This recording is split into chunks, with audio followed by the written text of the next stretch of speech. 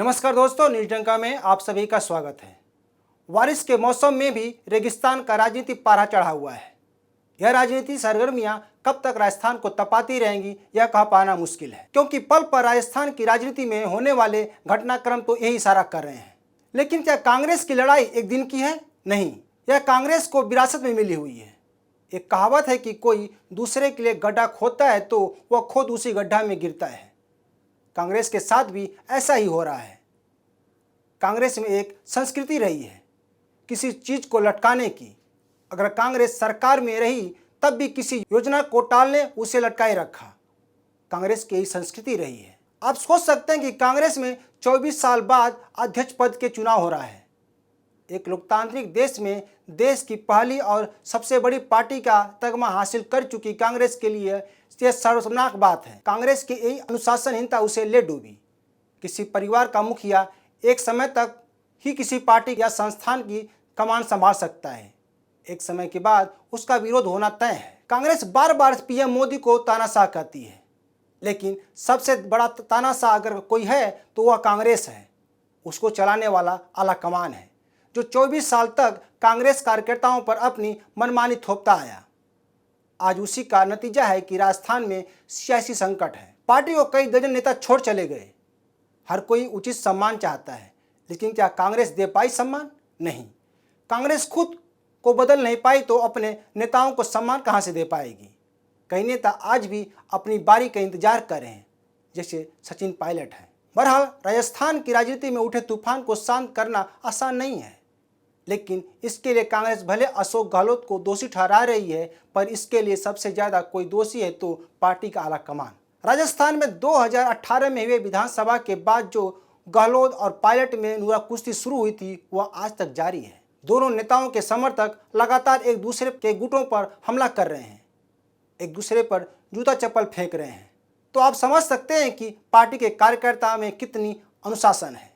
किसी भी पार्टी या संस्थान का पहचान उसका अनुशासन होता है, लेकिन कांग्रेस में अनुशासन दूर दूर तक नहीं है। खुद राहुल गांधी में नहीं है।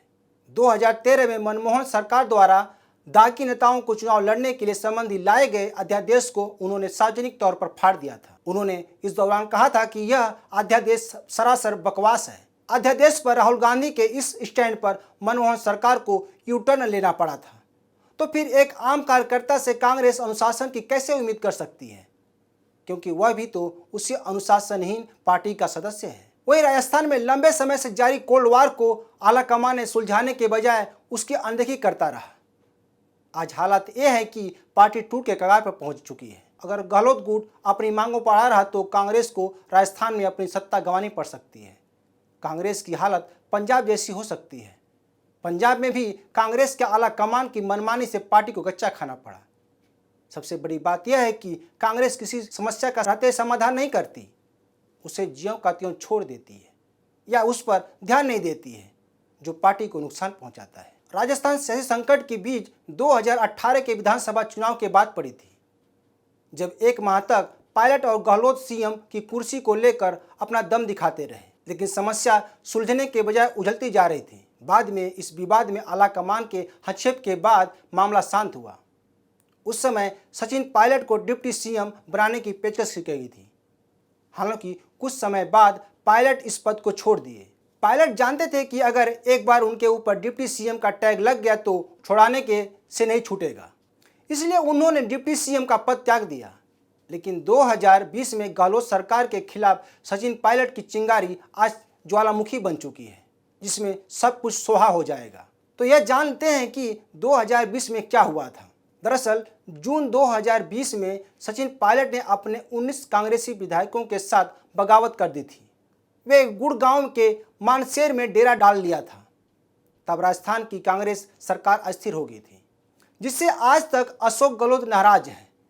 गहलोत का कहना है कि उनके दिल्ली जाने पर नए सीएम का चुनाव उन 102 विधायकों में से किया जाना चाहिए जो 2020 में संकट के समय सरकार को बचाने में अहम भूमिका निभाई। उनकी एक और मांग है, जो अनुशासनहीनता ही नहीं स्वार्थ सिद्धि का चरम बिंदु है, वह यह कि राजस्थान का सीएम उनकी पसंद का बनाया जाना चाहिए। साफ बात है कि गहलोत किसी भी कीमत पर सचिन पायलट को सत्ता नहीं सौंपना चाहते हैं। सवाल यह है कि गहलोत के इस कदम से सचिन पायलट का अगला कदम क्या होगा। हालांकि सियासी बवंडर के बीच सचिन पायलट ने अभी तक चुप्पी साध रखी है, लेकिन यह भी कहा जा रहा है कि यह राजस्थान में तूफान आने की चेतावनी है। अगर गहलोत कैंप अपना हट नहीं छोड़ता है तो उनका सब्र का बांध टूट सकता है, जिसमें कांग्रेस पूरी तरह से तहस नहस हो सकती है। सचिन अपने समर्थकों सहित पार्टी छोड़ सकते हैं तो साफ है कि सरकार गिर जाएगी और या तो वे नई पार्टी बना सकते हैं या बीजेपी में शामिल हो सकते हैं। वर्तमान में ऐसा भी हो सकता है कि राज्य में बीजेपी समर्थित सरकार बन जाए, जिससे कांग्रेस को एक बड़ा झटका माना जा सकता है। वहीं अगर हाईकमान गहलोत की मांग को ठुकराता है तो साफ है कि उनके समर्थक भी बगावत कर सकते हैं, जिससे पार्टी को भी नुकसान होगा।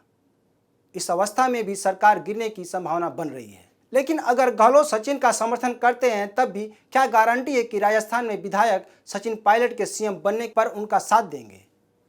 सबसे बड़ी बात यह है कि सचिन पायलट के साथ जाति समीकरण नहीं है। बहरहाल ये जान लेते हैं कि राजस्थान में सत्ता का समीकरण क्या है। तो 200 सीटों वाली राजस्थान विधानसभा में कांग्रेस के 108 विधायक हैं। सरकार में मार्क्सवादी कम्युनिस्ट पार्टी के 2, भारतीय ट्राइबल पार्टी के 2, राष्ट्रीय लोकदल के 1 और 13 निर्दलियों का समर्थन प्राप्त है। कांग्रेस के 108 विधायकों में करीब 80 से 90 गहलोत कैंप में हैं और करीब 25 विधायक पायलट गुट से हैं। विपक्ष की बात करें तो भाजपा के पास 71 विधायक हैं और राष्ट्रीय लोकतांत्रिक पार्टी के पास 3 सदस्य हैं। तो आने वाले समय में राजस्थान का ऊंट किस करवट बैठेगा, यह देखना बड़ा दिलचस्प होगा। तो दोस्तों, आज के लिए बस इतना ही। यह वीडियो अच्छी लगे तो शेयर और लाइक कमेंट जरूर करें।